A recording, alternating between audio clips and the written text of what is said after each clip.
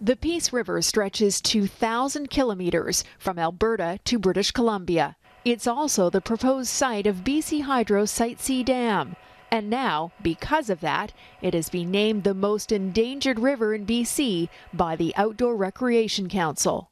Protecting what's left of the Peace is important. We're talking about the last free-flowing stretch of this incredible river. The council says the planned Site C hydroelectric dam would result in the loss of important wintering wildlife habitat, Aboriginal sites, historic sites, and agricultural land. This dam would flood incredible wildlife habitat. It would flood very significant cultural sites, sacred sites. It would also flood the only remaining Class 1 agricultural land north of Quesnel. What we end up doing is taking advantage of the water stored behind the WAC Bennett Dam, which is 200 meters high, 2 kilometers across, and impounds the Williston Reservoir, which has 2 to 3 years worth of water storage.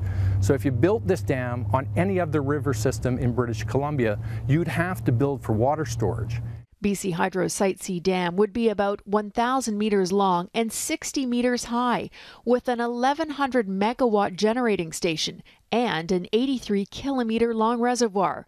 The cost? $7.9 billion. The vast majority of your storage is upstream behind the WAC Bennett Dam.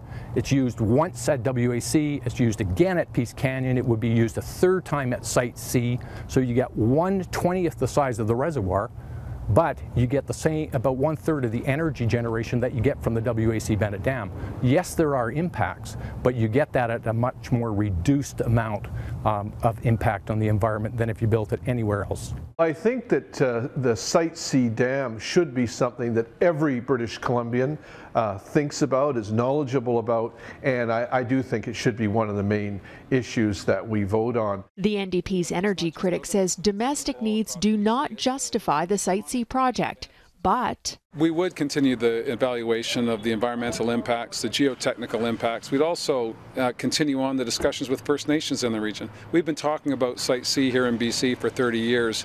It's expected that a 3-member joint review panel will be appointed by the federal and provincial environment ministers sometime this summer.